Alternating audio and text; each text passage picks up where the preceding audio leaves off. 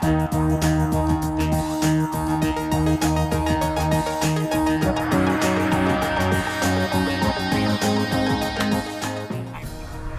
चाय सेटिस्फैक्ट्री नहीं थी मिली हम लोगों को, तो थोड़ा सा डिससेटिस्फैक्शन हो रहा है।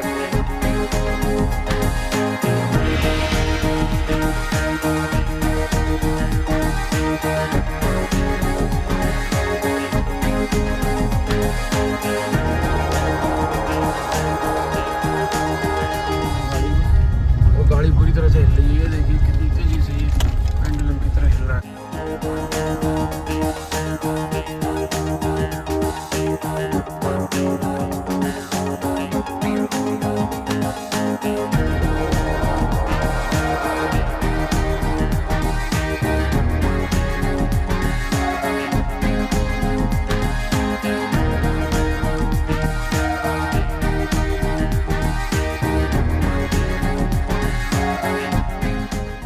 इसकी हालत खराब हो रही है।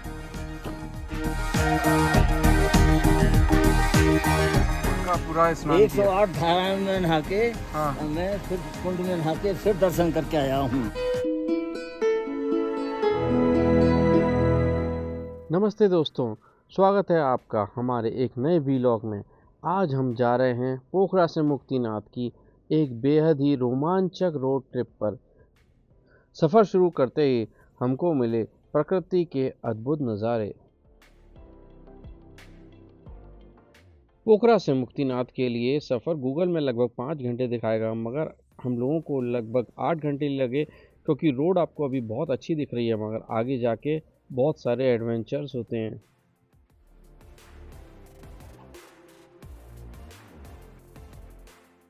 लेकिन दोस्तों, रोड ट्रिप है तो चुनौतियां भी होंगी। रास्ते में कई बार रास्ते बंद हो गए, जहां जेसीबी को बुलाना पड़ा। कि सूरज की चमक बहुत ज़्यादा है, क्योंकि आंखों को लग रही है।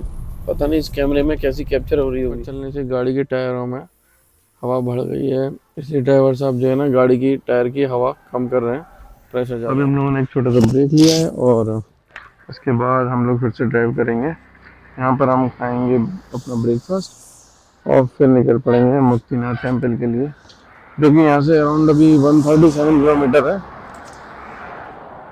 ठंडक बढ़ने लगी है। यहाँ पर बहुत एक अलग सी चीज़ देखी मैंने कि ना, हर एक वैसी छोटी सी शॉप है ना, जैसे कि ये है, तो यहाँ पर भी ना बियर मिलती है, बहुत कॉमन है। यहाँ पर रात को 11 बजे तक भी बियर हमने देखी थी, मिल रही थी। पर ना हमेशा आपको हिंदी में लिखा हुआ दिखेगा, इवन ना फ़ोन नंबर, वो गाड़ी के नंबर्स यहाँ पर हिंदी में रहते। तो अभी गूगल में जो है 11 डिग्री है, बट हमें इससे ज़्यादा ठंड फील हो रही है।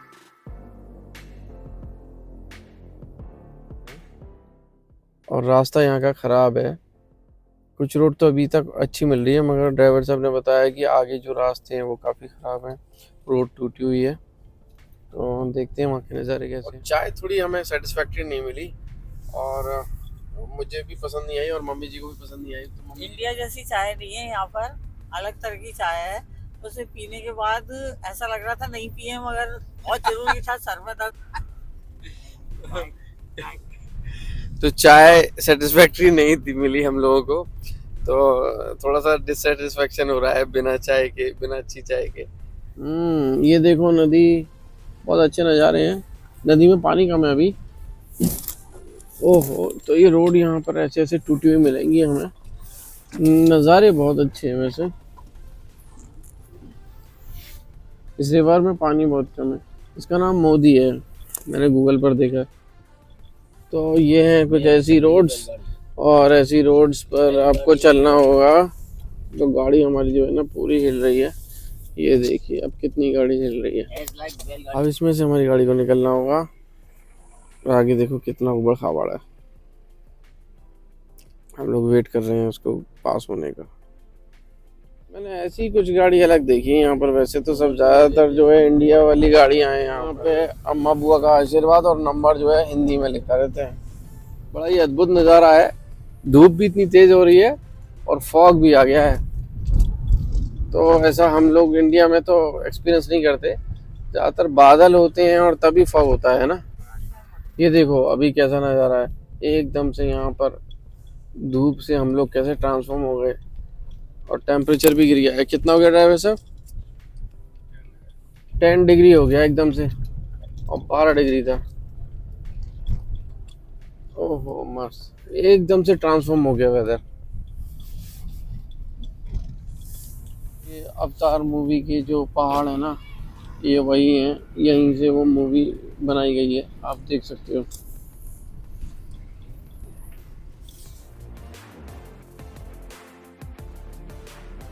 अभी गाड़ी में पता नहीं चल रहा है, लेकिन बाहर बहुत ठंड है।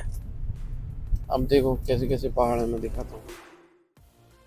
इन खूबसूरत पहाड़ों को देखिए, इनकी सुंदरता को बयान करना मुश्किल है। ऐसा लगता है जैसे प्रकृति ने खुद यहाँ पर आकर कई तस्वीरें बना दी हैं।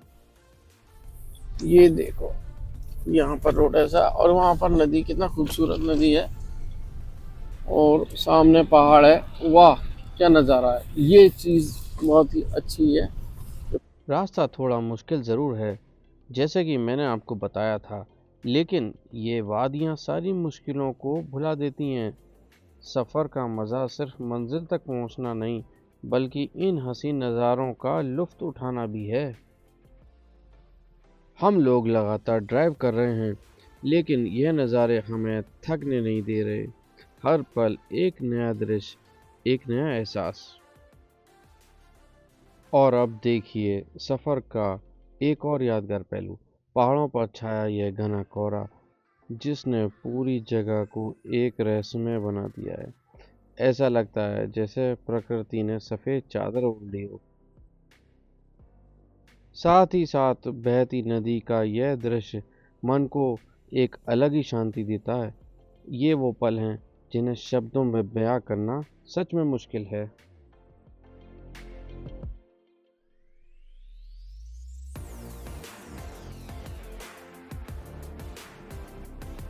तो ये भी कुछ नज़ारे हैं नदी के ऊपर फॉग के, और 9 डिग्री टेम्परेचर हो चुका है। तो गुड न्यूज़ ये है, काफ़ी गड्ढे भर गए हैं और रोड को बनाने की प्रक्रिया चल रही है। सफ़र में मुश्किलें तो आती ही रहती हैं, और यह देखिए सामने की सड़क पूरी तरह से टूटी हुई है। गड्ढे और पानी से भरा यह रास्ता हमारे धैर्य की परीक्षा ले रहा है। हम इंतज़ार कर रहे हैं कि सामने की गाड़ी के निकलने का, ताकि हम इस मुश्किल पड़ाव को पार कर सकें। लेकिन यह चुनौतियाँ यहीं ख़त्म नहीं होती, क्योंकि इसके बाद भी टूटी हुई सड़क ही हमारा इंतज़ार कर रही है, पर हम पीछे हटने वालों में से नहीं हैं। ये पहाड़ का पानी निकल के गिर रहा है। दिन तारीख सब चेंज रहता है। तो इंडिया के संडे है, मगर इनका कुछ और है। इनका हिंदी कैलेंडर है, इसलिए स्कूल चल रहा है। सफ़र में रास्तों का यह बदलाव वाकई में हैरान करता है। कभी कंक्रीट का ख़राब रास्ता, तो कभी बिल्कुल आरामदायक सड़क, और फिर से वही टूटी राहें। यह प्रतीत है कि ज़िंदगी में कभी आसान पल आते हैं, तो कभी चुनौतियों से भरे हुए।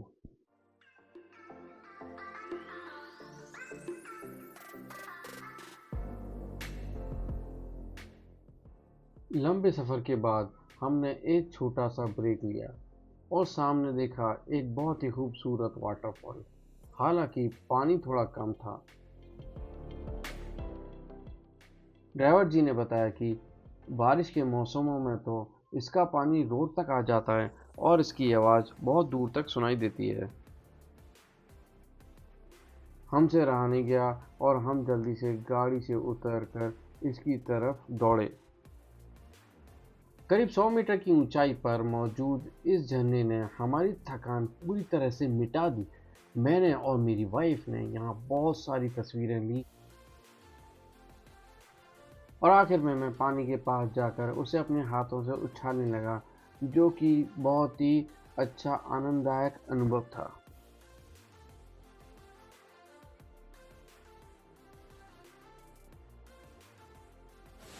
तो ये रास्ते में बहुत अच्छा वाटरफॉल पड़ता है, और हमने अभी इसके साथ काफ़ी फ़ोटो ली। आप भी लेना, बहुत दूर से इसकी आवाज़ आना शुरू हो जाती है। बहुत ठंडा है, बहुत मज़ा आ रहा है। देखो बर्फ का पहाड़ और यहाँ पर ये झरना। अब हमारे सामने जो दृश्य आया वह वाकई काफ़ी अद्भुत था। रोड के एक तरफ गहरी खाई थी और दूसरी तरफ पहाड़ इस तरह से कटा हुआ था जैसे यह आधी सुरंग हो। हमारी गाड़ी को उसी पथरीले रास्ते से होकर गुजरना था जो काफ़ी डरावना था।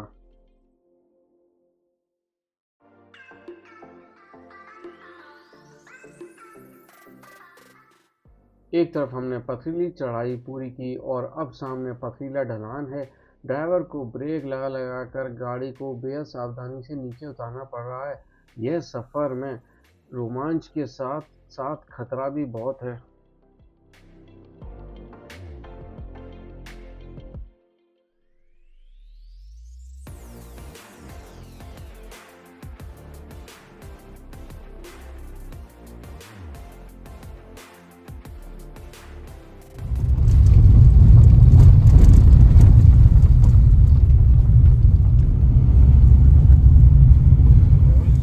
यहाँ की रोड खतरनाक खतरनाक।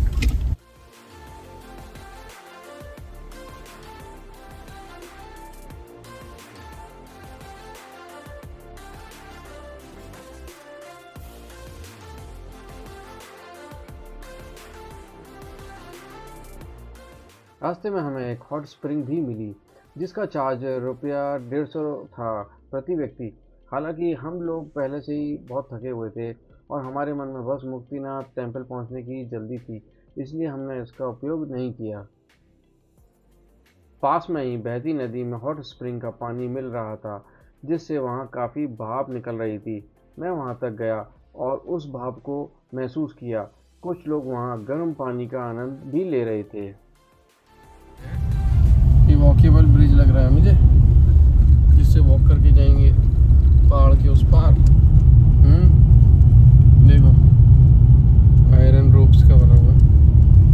अब हमारे सामने ऊंचाई और टूटी हुई रोड का एक और भी मुश्किल पड़ाव आ गया। गाड़ी बहुत धीरे से हिलती हुई आगे बढ़ रही थी। ऐसा लग रहा था इसका इंजन थक चुका है, लेकिन वह फिर भी हमें हमारी मंजिल तक ले जाने के लिए लगातार कोशिश कर रहा है। अभी तक चुनौतियां कम नहीं हुई थीं कि हमने देखा कि सारी गाड़ियां रुकी हुई हैं। मैं थोड़ा आगे बढ़कर देखने गया तो देखा कि जेसीबी मशीन पहाड़ को तोड़कर रास्ता बना रही है। हमें बताया गया कि इसमें लगभग आधा घंटा लगेगा, लेकिन वहाँ करीब 1 घंटा लग गया। आखिरकार जेसीबी मशीन ने रास्ता क्लियर कर दिया और 1 घंटे के लंबे इंतज़ार के बाद हमने वहाँ से निकलकर अपनी यात्रा फिर से शुरू की। सभी लोग बहुत खुश थे। अभी जो लैंडस्लाइड हुआ था वो खुला है और उसके बाद हमारी साइड को मौका मिला, अब हम यहाँ से जाएंगे। लैंडस्लाइड नहीं हुआ था एक्चुअली, ये लोग कुछ रिपेयर वर्क कर रहे थे तो रोड बहुत नैरो है, सिर्फ एक ही साइड निकल सकते हैं। आप देख रहे हो कैसे पत्थर हैं, उनके ऊपर से उन्होंने छोटा सा चलने का रास्ता बनाया है। तो छोटी गाड़ियों के लिए तो स्ट्रगल भी है इसको चढ़ने में, बड़ी गाड़ियों के लिए फिर भी एक बार को चढ़ लेगी, जीप वगैरह।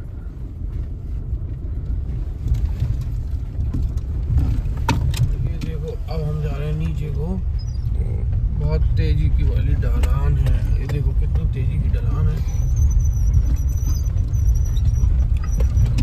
आसान रास्ते नहीं है, इसीलिए बड़ी गाड़ी सही रहेगी यहाँ पर।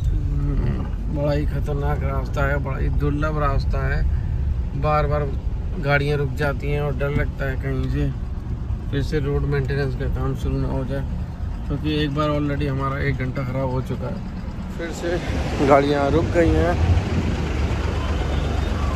हमारी गाड़ी पीछे आ रही है और मैं वॉक करता करता यहाँ तक आ गया हूँ,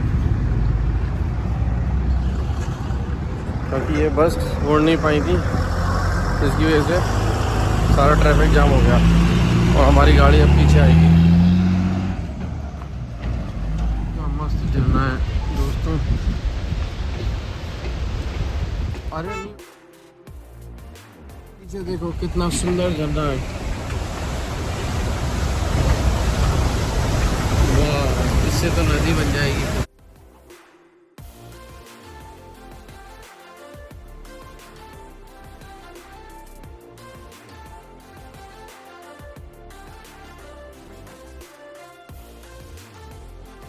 दोस्तों ये है झरना, मेरे पास ना बहुत ठंडी ठंडी और इसकी छोटी छोटी बूंदों की हवाएं आ रही है। बहुत अच्छा लग रहा है, बहुत रिफ्रेशिंग फील हो रहा है। It's really awesome.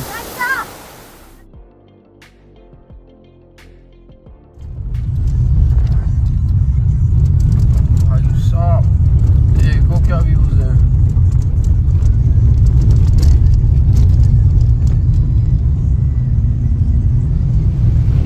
वाली गाड़ी को चढ़ने में बड़ी दिक्कत आ रही है। बहुत खतरनाक टहरे है। देखो कितने बड़े बड़े पत्थर रखे हुए हैं। देखो कितने बड़े बड़े पत्थर पड़े हुए हैं जो कि गाड़ी को डैमेज। सफ़र में एक और बड़ी चुनौती हमारा इंतज़ार कर रही थी। इन गड्ढों में से निकालना एक गाड़ी। बेहद टूटा हुआ और ख़तरनाक रास्ता गाड़ी के नीचे से छू जाने का डर बना हुआ था, इसलिए ड्राइवर को बड़ी सावधानी से कभी दाएं कभी बाएं बचाते हुए गाड़ी को निकालना पड़ रहा था। हमने देखा कि हमसे पहले चल रही गाड़ी को वहां से निकलने के लिए कुछ लोगों ने धक्का लगाया था। यह देखकर हमें भी हिम्मत आई और हमारे ड्राइवर साहब ने बड़ी सतर्कता से इस चुनौतियों का सामना करते हुए रास्ते भर गाड़ी को आगे बढ़ाया। एक ही गाड़ी निकल पा रही है एक समय पर। ये देखो उन लोगों ने उस गाड़ी को निकालने में हेल्प की है। इस जगह पर हम लोगों का परमिट चेक हुआ, जो कि ड्राइवर साहब ने ही अरेंज किया था। ये जगह काफ़ी बॉर्डर के नज़दीक आ जाती है चाइना के। हम लोगों को यहाँ पर छोटा सा एक ब्रेक मिल गया। वहाँ पर हमने देखा कि काफ़ी वार्निंग्स लिखे हुए थे, जैसे कि ऊपर जाने पर आपको क्या क्या हो सकता है, ऊंचाई से क्या क्या प्रॉब्लम आ सकती हैं, तो आप उसकी सावधानी बरतें।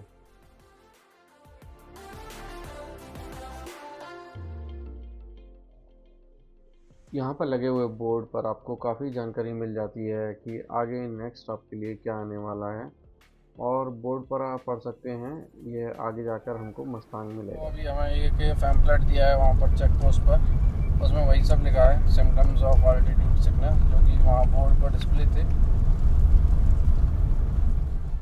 सभी मुश्किलों के बाद अब हमारे सामने जन्नत जैसे नज़ारे दिखने लगे हैं। बर्फ़ से ढके ऊंचे ऊंचे पर्वत और सुंदर पेड़, ऐसा महसूस हो रहा है जैसे हम किसी अलग ही दुनिया में आ गए हैं। हमारी गाड़ी पहाड़ों के बीच से कटे रास्तों से होकर गुजर रही है और हर पल एक नया और भी सुंदर दृश्य हमारी आंखों के सामने आ रहा है। यह सफ़र वाकई अनफॉरगेटेबल रहने वाला है।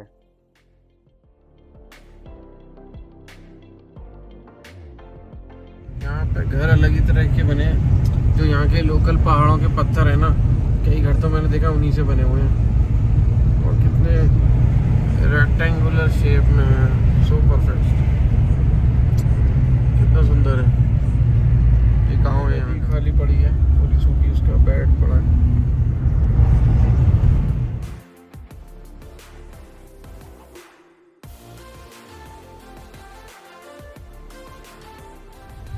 इसको जल्दी से लाइक करना वीडियो को।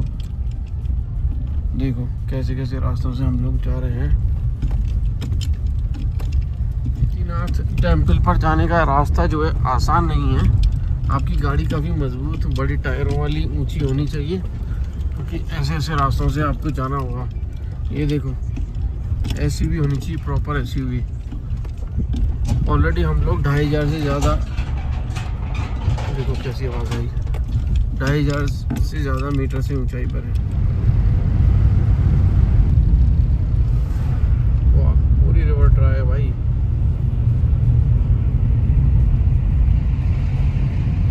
अब लगातार एक से बढ़कर एक सुंदर दृश्य हमारे सामने आ रहे हैं। मैं चाहता हूं कि आप सभी इन नज़ारों में पूरी तरह से डूब जाएं, इसलिए अब मैं कुछ नहीं बोलूँगा, बस अपनी आंखें खुली रखिए और इन हसीन पलों का आनंद लीजिए।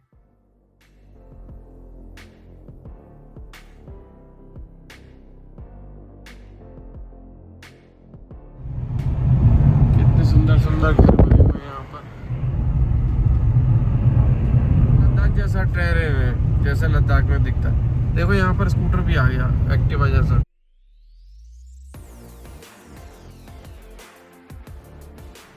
सब जगह ऐसा ही, ऊंचाई पे चढ़ जाते हैं, फिर एक छोटा सा ब्रिज होता है नीचे उतरने का।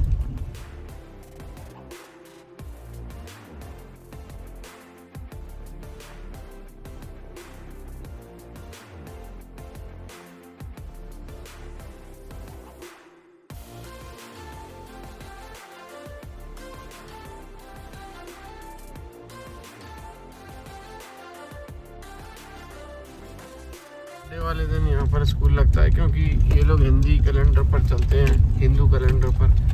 तो जो इंटरनेशनल कैलेंडर है उसके हिसाब से संडे है अभी, और सब चीज़ क्लोज होनी चाहिए, बट यहाँ पर स्कूल लग रहा है एज यूजुअल।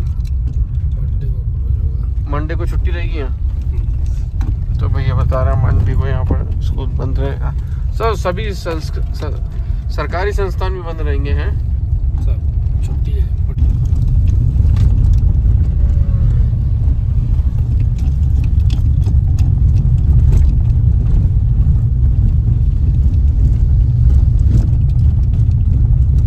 यहाँ लिखा है सियाम। मैंने यहाँ एक यूनिक चीज़ देखी है, पहाड़ों के ऊपर ऐसे जगह के नाम लिखे रहते हैं बड़े बड़े।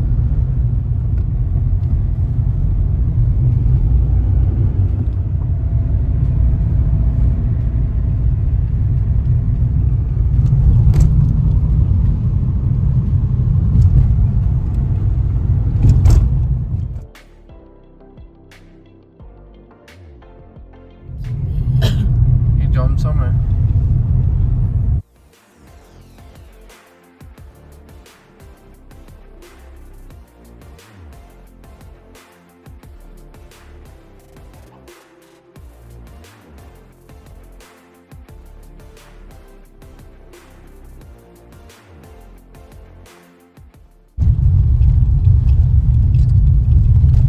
जॉमसम के नज़ारे हैं।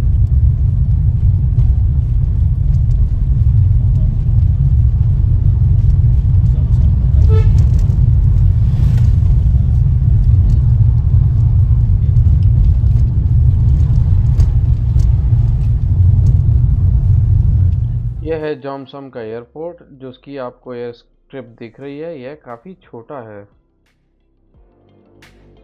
वैसे आपकी प्लानिंग यहाँ पर ऐसे होनी चाहिए कि आप जॉमसम पहले पहुँच जाएँ, वहाँ पर रेस्ट करें, और उसके बाद नेक्स्ट डे आप मुक्तिनाथ टेम्पल के लिए विज़िट करें। मगर हमारा प्लान ऐसा था कि आज ही हम मुक्तिनाथ टेम्पल विज़िट करेंगे और वापस आकर हम लोग जॉमसम में नाइट स्टे करेंगे। अगर अब तक आपने हमारा चैनल सब्सक्राइब नहीं किया है तो उसको प्लीज़ सब्सक्राइब कर लीजिए, क्योंकि अक्सर हम ट्रैवल और लाइफ स्टाइल पर वीडियो पोस्ट करते हैं। तो मेरे पीछे देखो, बिल्कुल ऐसे नज़ारे हैं जैसे लद्दाख के। जॉमसम से मुक्तिनाथ की हमारी यात्रा मानो लद्दाख के ठंडे रेगिस्तान से गुजरना हो वैसे ही थी। वही मनमोहक नज़ारे, वही दृश्य, बिल्कुल जैसे हमने यूट्यूब पर देखे थे। हर पल एक नई कहानी कह रहे थे और हम उन यादों को कैमरे में कैद कर रहे थे। हमारी यात्रा काली गंडकी नदी के समानांतर चल रही थी, जो शालिग्राम पत्थरों के लिए प्रसिद्ध है। सूखी पड़ी नदी में सिर्फ पत्थर ही नज़र आ रहे थे और हमारी गिट्टी से बनी सड़क भी उसके साथ चल रही थी। यह नज़ारा जितना ड्राई और ठंडा था उतना ही सुंदर भी था। मान्यता है कि मुक्तिनाथ में ही भगवान विष्णु को शालिग्राम रूप से मुक्ति मिली थी, और यही कारण है कि इस नदी में शालिग्राम पाए जाते हैं, जो इस यात्रा को अलग से ही आध्यात्मिक महत्व देते हैं। यहाँ पर बच्चे कुछ फ़ोटो खिंचा रहे हैं। ये मास्टर आन इतनी देर बाद बाहर आया गाड़ी से, क्योंकि कितना बड़ा मैदानी एरिया है।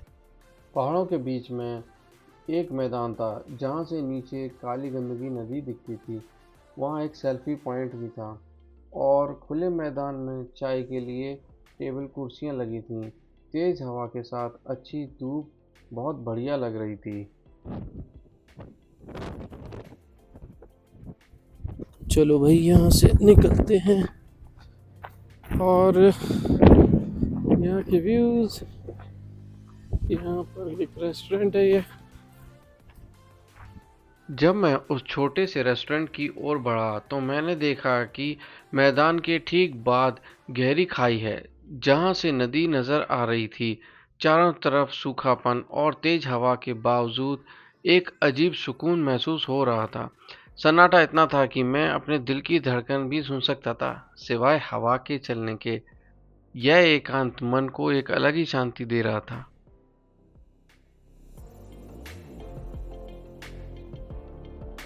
मेरे पीछे आप देख सकते हो कितने बड़े शालिग्राम है, और लोगों ने अपनी अपनी ख्वाहिशों के हिसाब से यहाँ पर स्टोन की कुछ बिल्डिंग्स बनाई हुई हैं, देख सकते हो आप।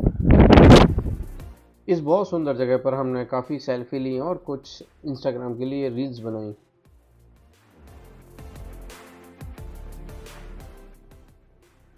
और यह मिट्टी के रंग के पहाड़ और जिनमें ऐसी छोटी छोटी सुरंग सी दिखती हैं, यह बिल्कुल लद्दाख वाला व्यू दे रहे हैं।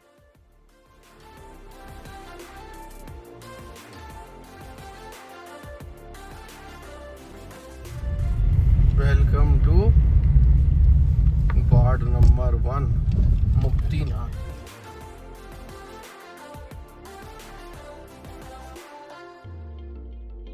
मैंने कश्मीर में भी देखे हैं ऐसे ही, दिसंबर के मौसम में ऐसे सूख जाते हैं। अब गाड़ी जैसे जैसे मुक्तिनाथ मंदिर के पास जा रही थी, वैसे वैसे हमारी उत्सुकता बढ़ती जा रही थी। एलिवेशन भी काफ़ी बढ़ता जा रहा था। हम लोग ऑलरेडी इस समय 3500 मीटर से ज़्यादा ऊंचाई पर आ गए थे। हर पल ऊंचाई बढ़ने के कारण गाड़ी धीरे धीरे आगे बढ़ रही थी। अब हमको यहाँ से गांव दिखने लगा है और जहाँ पर हमारी गाड़ी पार्किंग होगी वहाँ की हाइट है 3700 मीटर। गाड़ी से उतरते ही हमें थोड़ी ऑक्सीजन की कमी महसूस होने लगी थी। बावजूद उसके हम लोगों ने पैदल जाना ही तय किया। जो है खच्चर होता है उसका जो है 400 रुपया ले रहे हैं ये लोग एक साइड का, और पालकी होती है उसका ले रहे हैं 4000 रुपया नेपाली रुपया। हम लोगों ने पैदल जाने का फैसला किया है, लेकिन पापा जी जो है घोड़े से जा रहे हैं और हम लोग जो है पैदल जाएंगे। थोड़ा सा सांस में ब्रीथिंग में कुछ प्रॉब्लम आन को हुआ, इसलिए वो उसको गाड़ी पर ही रुकवा दिया है, वो नहीं आगे जाएगा। हम लोग धीरे धीरे वॉक कर करके जा रहे हैं। एक मैसेज देना चाहूँगा भाई, कुछ लोगों को ब्रीथिंग प्रॉब्लम हो रही है यहाँ पर, तो वो लोग अपना उस हिसाब से प्लानिंग करें आने की। तो मैं जो है स्लोली चल रहा हूँ अपनी ब्रीथिंग को बैलेंस करते हुए, और इसको तो कुछ होने लगा।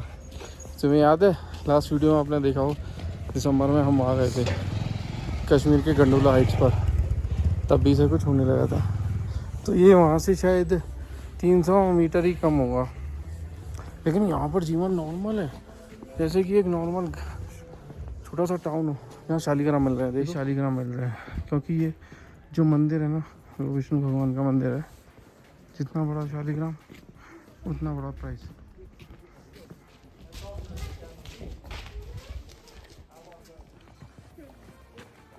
अकेला मैं ही हूँ जो चल पा रहा हूँ ढंग से, इसकी हालत ख़राब हो रही है। शालिग्राम मिल रहा है। होटल फ्रीडम कैफ़े, कोई मस्त सा लग रहा है ना, कितने सारे इस पे स्टिकर कॉफ़ी पीते हैं। आओ। कॉफ़ी पीने के लिए एक फ्लोर और ऊपर चढ़ना पड़ता है, इसलिए हम लोगों ने कॉफ़ी नहीं पी। यहाँ पर बहुत सुंदर छोटे कैफ़े हाउस हैं, वहाँ पर आप कॉफ़ी पी सकते हैं डिफरेंट वैराइटीज़ की। मुझे भी अब बहुत ज़्यादा थकान होने लगी थी, कैमरा होल्ड करना भी डिफ़िकल्ट था। काफ़ी डिफ़िकल्टी से हम लोग आगे चल रहे थे। ऑलमोस्ट 700 मीटर की हाइट पर चल रहे हैं, तो सांस फूल रही है। उसके बाद देखो हमें ना यहाँ से सीढ़ियाँ, ये सीढ़ियाँ चढ़नी है, और जो घोड़ा है ना आपको इस रेड फ्लैग तक ही छोड़ेगा, उसके आगे की सीढ़ियाँ आपको खुद ही चढ़नी है। तो ये अभी मैडम जो है थक के वेट कर रही हैं। सिर्फ ये कि मैं ही बाहुबली हूँ जो अभी तक रुका हुई, मैं इनका साथ दे रहा हूँ। आप लोग मेरे लिए क्लैप बजाएं कि मैं चलता जा रहा हूँ। इसलिए हम रिकमेंड करते हैं कि एक दिन जोमसोम पर रुककर एक्लिमेटाइजेशन करना चाहिए। ऊपर चढ़ने की स्पीड हमारी चींटी की तरह हो गई थी, बहुत स्लो चढ़ पा रहे थे क्योंकि बहुत जल्दी थक रहे थे। हमने कितना सारा कवर कर लिया, और अभी दिखाऊं कितना सारा रह गया है। और पता है सनलाइट जाने वाली है, तब ठंड भी बढ़ जाएगी और दिक्कत होगी। इतनी सारी कवर कर लिए, मैं इतनी सारी बची हैं।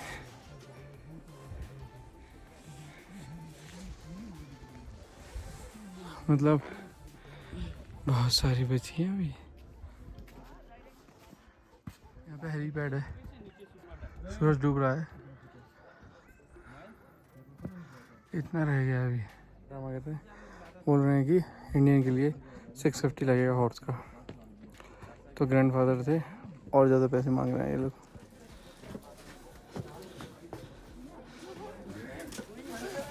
यहाँ से नहीं देखो,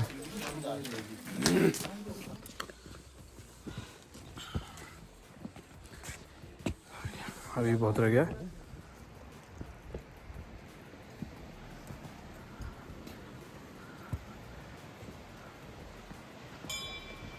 आवाज आ रहा है, हो सकता है नियर बाय आ रहे हैं। देखो ऐसे ही तरफ से यहाँ पर तापमान बहुत कम हो गया था, सूरज डूब गया था और नीचे से जब हम चले थे तब हमारा प्लान यही था कि मैं भी इसमें स्नान करूँगा, मगर हम लोग इतने थक चुके थे, इतने फटीग हो चुके थे कि हिम्मत नहीं हो पा रही थी। लग रहा था कि और बीमार हो जाएंगे अगर हमने इसमें स्नान किया, वरना 108 धाराओं में स्नान करना सबसे अच्छा माना जाता है। लेकिन थकान के कारण पूरा स्नान नहीं कर पाए, तो मैंने उन्हीं धाराओं से थोड़ा पानी हाथों से लेकर अपने ऊपर छिड़क लिया।